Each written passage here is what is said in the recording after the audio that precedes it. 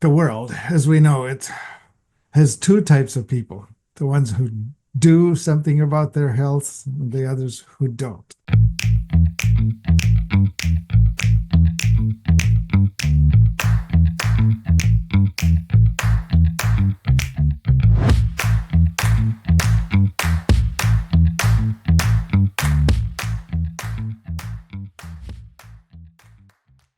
Greetings, everyone. Martin Pytela here for Life Enthusiast Podcast. And with me today, Claire Cavalieri. Welcome, Claire. Hi, Martin. Thanks Hey, for having me. I'm so pleased to be with you today. sure thing. You know, the world, as we know it, has two types of people: the ones who do something about their health, and the others who don't, right? And the uh, the difference is the power to make a change is within our hands. And I feel that people like you are well equipped to offer the guidance to those who want to make a change. Would you agree? Absolutely. The thing is, so many people don't realize that they do have the power to control their health. They think that as they age, that they are just at the mercy of fate, Yeah, and that they're just going to get old and eventually die. And that their body is going to decline and they'll get some sort of disease that is going to cause their death. But that is not the case whatsoever. right. Um, we have complete control. I would say in most cases, we have complete control. Some people may have some genetic predisposition that might influence their health a little bit. But by and large, we have control over the future of our health. Indeed. So how did you actually come by to knowing this? How did you get here? Let's hear a bit of How the did I get story of here? Claire. Well, I grew up in an Italian American family, and my mother cooked very healthy meals, which I didn't realize at the time would be considered the Mediterranean diet. Right. She always cooked well-rounded meals, which included vegetables. We had a lot of fish. Of course, we were Catholic, so at that time it was always fish on Fridays. Um, that Start. rule doesn't, I think the Pope did away with that rule a long time ago, but that was the case when I was growing up in the 60s. Yeah, and I think it was a mistake that they did away with it. Well, it did cause people to eat fish. I can tell you that because we did it a long time and it did, force me to eat fish. And so I did acquire a taste for it. But so my mother cooked well-rounded meals. And even though that we were Italian, my mother rarely cooked pasta.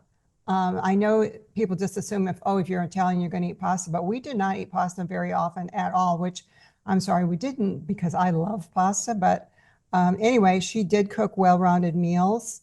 And that's how I acquired, a taste for everything. We ate everything. My dad was the type that forced us to eat everything on our plate. And, and that was good, looking back on it, that was good because we had to taste everything and eat everything. And I'm really grateful that that's the way we were raised. I grew up in the beautiful state of Michigan, which is called the Great Lakes State. It's surrounded by five big lakes, and Mhm. we had the four seasons. So we were always outdoors, appreciating nature and doing some sort of athletic activity, whether it was golf or tennis or swimming or some sort of skiing, snow skiing, cross country skiing, water skiing, walking, hiking, jogging. We were always outdoors. And It um, almost it, sounds like you were rich.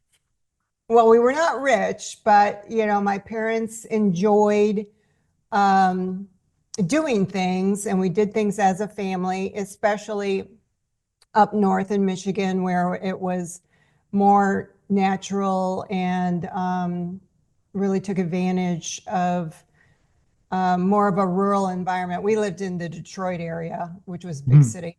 And so we would go up north a lot and or as much as we could and appreciate the four seasons there. So as I grew older and turned into an adult, I realized that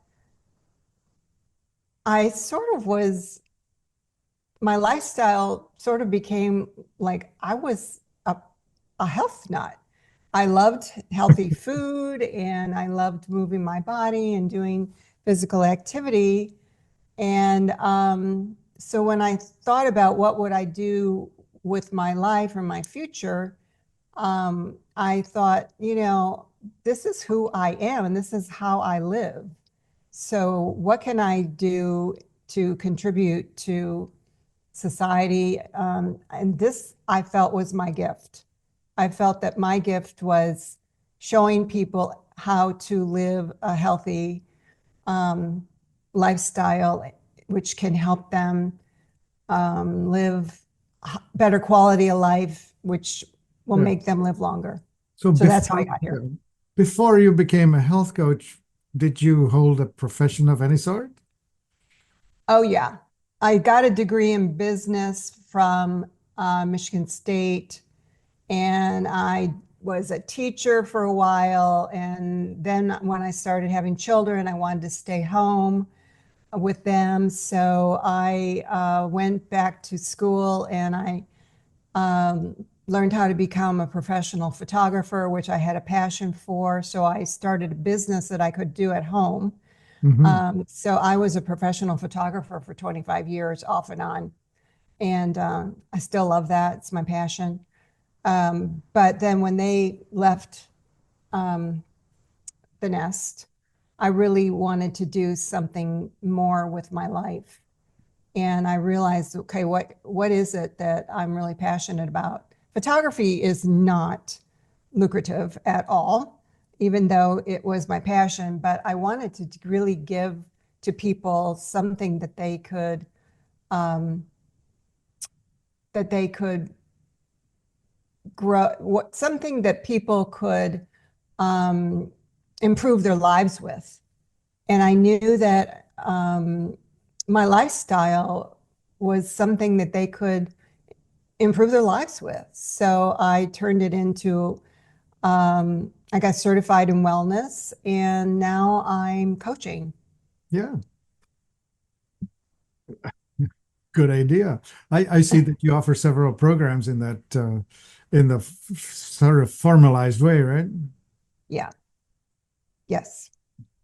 All Yes, I right. do. Well, okay, so let's just dive into the reasons Yeah. how or why. Do you want to talk about how you do it, or do you want to talk about what drives people into needing to do it? Ask me anything in the world of wellness or longevity, and let's go down that path first.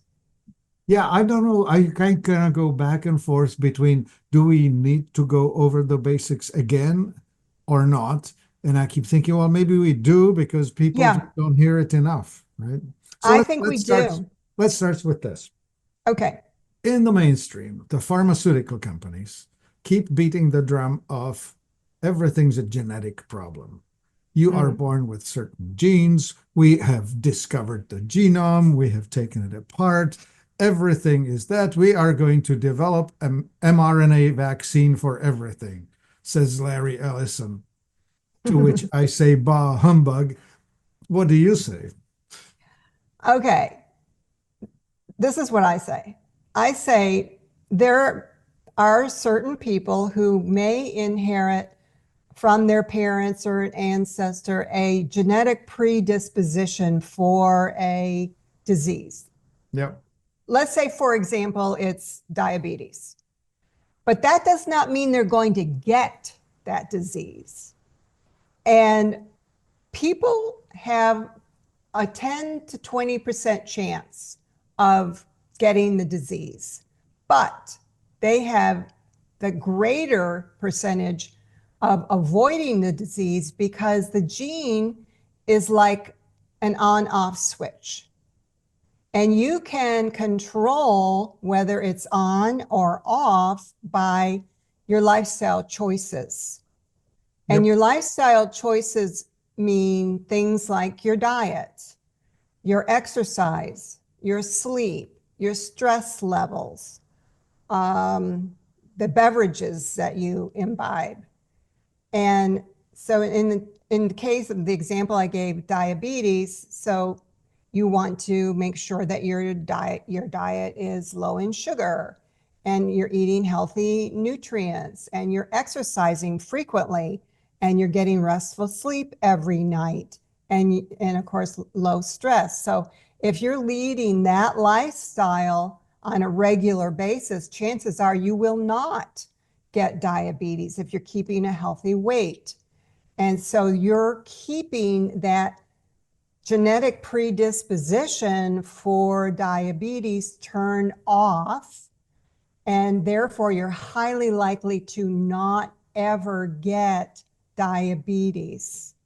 And if you don't ever get it, then you are going to lead a longer, healthier life. Indeed. And the word epigenetics comes up, right? Yes, epigenetics is the word that's used. That's the scientific word for keeping the switch turned off by using lifestyle choices. Yeah. Gosh, this has been out so for at least 20 years. I think it Yeah. was 2005 that I was listening to some lectures. Oh, gosh, what's that word? I'm trying to think of the Dr. guy. Joe Dispenza talks about it a Yeah. lot, Yeah, the and dispenser is the, Dr. Lipton talks about it a lot. yeah, Bruce Lipton. Bruce That was the Lipton. guy that I was listening to back Yeah. when. And I thought, yes, Bruce, you're singing from my songbook. Yeah. Right Yeah, on. so I want people to not be afraid if somehow one of their parents or both of their parents has a disease. They should not just automatically assume that they're going to get that disease. Yeah. I keep thinking that uh, the genetic, so-called genetic, diabetes runs in my family. Well, cooking a certain diet runs in your family. If your grandmother taught your mother who taught you to cook something, and it's genetically inappropriate for you, you're gonna have that uh, illness, not because your genes are bad, but because you're eating the wrong stuff. Perfect example. Yeah. Yeah. All right. So genetics A. What else comes into this? Well, I sort of Well, have, yeah, go let me ahead. ask a better question. Yeah, go ahead. So aging, we all are affected. We all are pre-programmed for getting older. We are getting older. And the research about the genetics talks about the telomeres, and it talks about how we become senescent with time. But is it set, or is it again much like this genetics, epigenetics, an issue that we have a control over?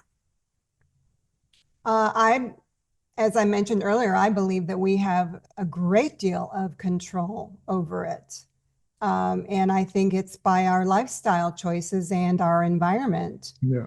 And so I sort of have my own formula for improving our quality of life, and therefore our life expectancy. Mhm. And it's pretty simple. It's just it's four things, in my opinion. I mean, it could be a lot more things, but just to simplify it, four things. Number one, eating a very nutrient dense way of eating. I don't want to use the word diet because people kind of freak out when they hear diet. It's not about weight loss, it's eating nutrient dense foods.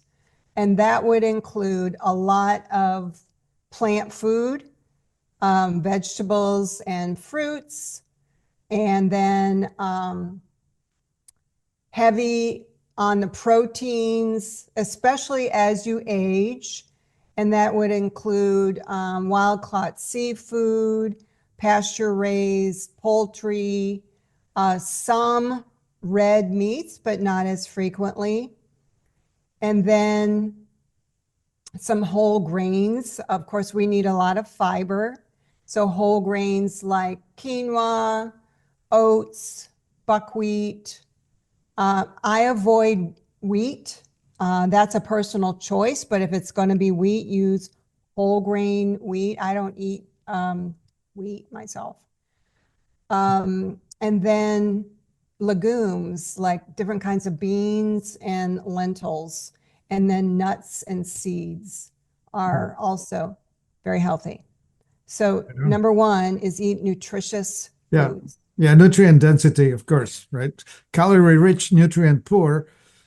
That's the industrial diet that has been producing the rising rates of obesity and diabetes and high blood pressure and all that other aging business. So logically, if you do the opposite of that, which you just described, you got to have a better outcome than Yeah, and the do it average. consistently. Yeah. Yeah. And secondly is a consistent exercise routine. And that doesn't mean you have to go to the gym. It could just mean brisk walking every day, a couple miles a day, or it could be cycling, it could be swimming, it could be, just, it could even be gardening, but some sort of movement Gosh, I daily. thought you'd mentioned dancing. Oh, well, yeah, dancing. How about I that? definitely, that is a You lot of, get to move, you get to touch, you get to communicate, you get to enjoy human yeah, company. I mean, that I'm all about that. Um, Dancing is so good and it's something you can do your entire life. So definitely for 30 minutes, some sort of aerobic activity. And then of course, some sort of strength training a couple days a week to strengthen our muscles Hmm? and some stability, um, balancing. You mean So like Pilates, yoga type of thing? yoga is very good. Pilates is good. So is Tai Chi. Tai Oh, Chi yeah, is of course, in very good dynamic because, movement, right? yeah, because as we get older, we get a little more frail into our 70s and 80s. So we want to have better balance to avoid falling, or if we were to fall, we could hopefully catch ourselves. Because once we break a femur or a hip bone, we are more prone to a second fall. And there's even statistics that show 33% of people who break a femur or a hip bone die within a year thereafter. Yeah. So Of course, you lose stability. mobility, you start, what's the word? The lymphatic system starts hmm, what's, I'm struggling for the word, but as soon as you stop moving, walking, moving the lymph, it just becomes toxic and oxygen levels go down. And Yeah, it's all bad news. So just, I mean, even if you can, for example, let's say you're brushing your teeth, stand on one foot. yeah, And then the next day, stand on the other foot. yeah, Just try balancing. Play a little game with yourself. yeah. Challenge your, I guess it would be the core strength, right? The core stability. Yes. Yeah. That Okay, the would third that thing, should mean walk on uneven ground. that's good too. Yeah, that's good. You can do that. Go hiking. You'll Yeah, find that's it. uneven ground. Yeah. Sleeping is something that people often don't prioritize, but sleeping is so critical to our health. So prioritizing health and getting 7 to 9 hours of sleep per night. That is when our repair and regeneration goes on. So definitely make sure that you're getting restful sleep, uninterrupted sleep every night. And then the fourth thing in my longevity formula is relaxation. Try to take 1 hour a day and do something that you find relaxing and enjoyable. It could be meditation, playing an instrument, listening to some nice music, taking a nap, taking a bath, having a conversation with a friend, cooking, um, anything that you find enjoyable. Try to reserve 1 hour a day to just chill out and de-stress. Yeah. I So would, that's my formula for longevity. yeah, It's I eating would want to nutritious add foods. into, yeah, Yes, I would go add ahead. into it the cuddling. Oh, I love that. Yes. If you have something to cuddle with or someone. Well, skin to skin contact is an awesome thing. Yes. It's one of my favorite things. Yeah. I mean, we could add a lot of other things to the list. Yeah. Um, we could make it a longer list. I tried to keep it short so people can remember it. Okay. Well, all right. Eat nutrient dense, move around, Yes. um, Sleep well sleep well. and relaxation. I mean, cuddling is definitely going to relax you. Yeah, that's exactly that. All Yeah. right. Swim, bike. All right. Take the whole thing. So you help people put it together, right? Yes, I mean, if people come to me, that's certainly something I am going to work with them on. In my signature program, which is my breakthrough wellness program, I do something called future visioning. Mm, I have them look into their future. Let's say they come to me and they're in their 50s, yeah. and naturally they're concerned about their health. But I do something that have them look into their future decades down the road. Let's say when they're 80, and I ask them, what do you want to feel like? Who do you want to be? What kind of health do you want when you're 80? What do you want to be doing when you're 80? People never seem to think about their future that far out, but it's important to look down the road because then we can plan for it. So Yeah. let's say you want to feel healthy when you're 80 and you want to, um, let's say you want to be in shape to travel on a train through Europe and carry your own bags. Okay.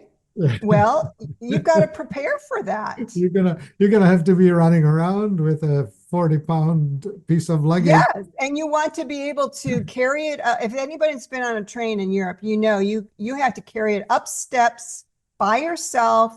You Wow. have to get on the train, and then you have to lift it up and put it in the rack above you. That is not easy. So we set a plan today to get you in the shape that you need to be 30 years from now. So that means we have to figure out an exercise plan that would include some strength training, some stability, because carrying it upstairs with a bag requires balance.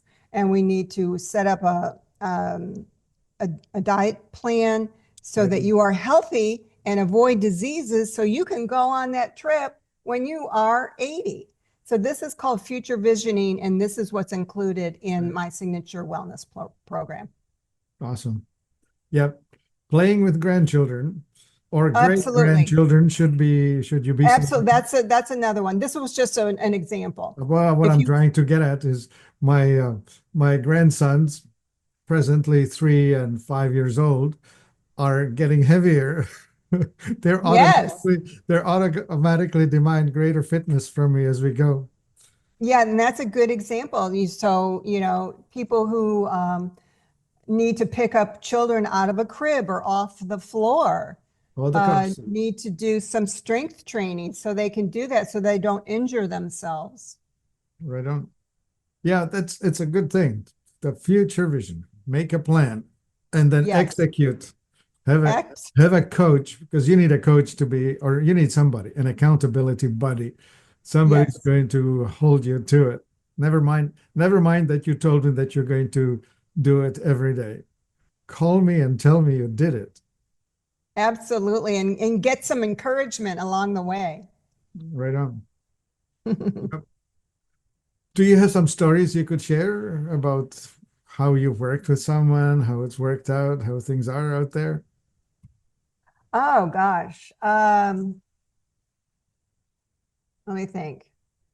Yeah, I have, I've worked with people who have struggled with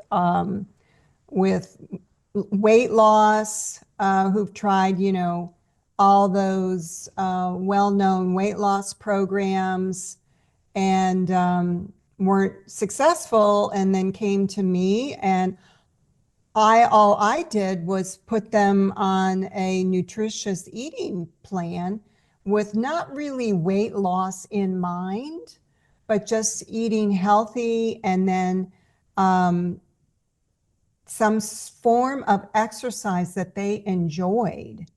And then the result was losing weight over time. Of course.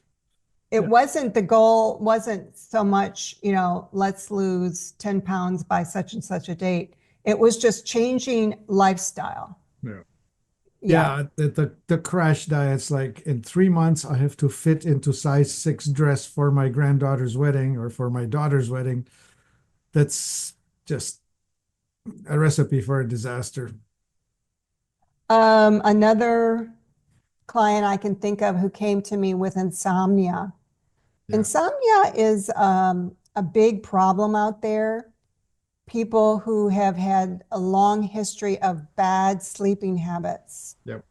and can't sleep more than 4 or 5 hours a night, and they are constantly fatigued.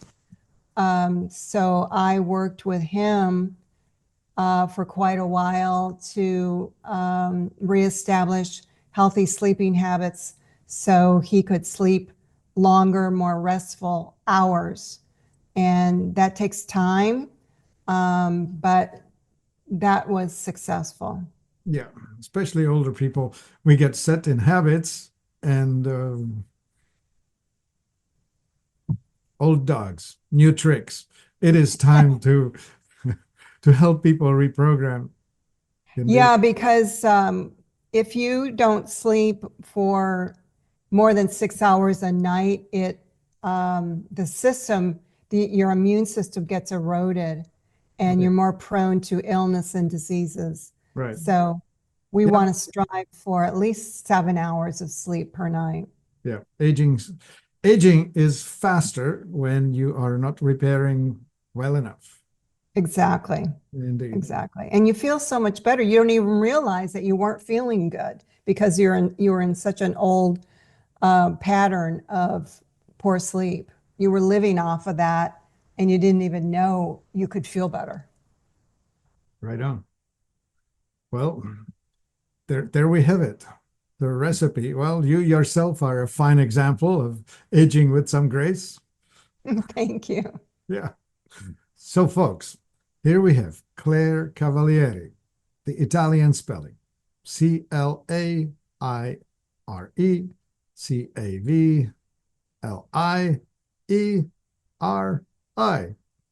CLAIRECavalieri.com. pronounced it right. Thank you, Martin. No worries. Yeah, okay. So go find Claire. If you find that this would be a well, we all have somebody we like better. If you like Claire better than you like me, by all means, give Claire a call.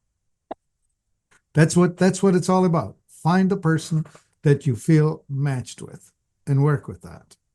Because every one of us needs someone to help them find a path through the mess. And it's life's challenging for all of us. And we all need help. Claire, what else would you like to tell the world out there? Something that I think is important for people to know about their health is that their thoughts affect their health. Um, Yeah. whether they are positive thoughts or negative thoughts, they really do influence their health. And they may not realize it, but it's true that there is an effect, and not just one thought here or one thought there, but it's a Yeah. pervasive thoughts. So if you are constantly thinking negative thoughts, maybe you don't even realize it, but if you're constantly worrying, for example, or if you are constantly angry, your body knows it. And the way it works is if you are stressed all the time, for example, those stress chemicals, which are cortisol and adrenaline, they talk to your cells in a chemical form. And your cells then get inflamed. And that inflammation that turns, it causes your body to erode your immune system over time. And when your immune system is eroded, it can no longer protect you from illness and disease. So then that means you're subject to getting flu or colds, or it could be worse. But on the other hand, if you have constant positive thoughts and happy thoughts, the happy chemicals, which are like dopamine and serotonin, those thoughts go to your cells, and your cells boost your immune system, and your immune system is strengthened. So when it's strengthened, then you are protected better from illness and disease. And then you will most likely avoid catching colds and catching the flu and all the other things running around, and diseases as well, like the major diseases that are out there that are the big killers of the global population, which are heart disease, dementia, diabetes, and cancer. So, you know what they say? Don't worry, be happy. That's the truth. Don't worry, be happy, and your body will appreciate it, and you'll live longer. Yeah. Yeah. With Bobby Farron. Be Yeah, happy. yeah. Indeed. It's a simple slogan, but it's an absolute truth, and Yeah. you'll live longer. Indeed. Yeah. Thoughts become emotions, become actions, become habits, become character. Before you know Yeah, it. and you'll strengthen your immune system. So your thoughts and your body are connected. Mind-body connection. All right. Well, so with Claire, don't worry, be happy. Okay, ClaireCavalieri.com. Give Claire a call. And if you need to talk to me, this is Martin Pytela at life-enthusiast.com. Thank you. Thank you for having me, Martin. You bet.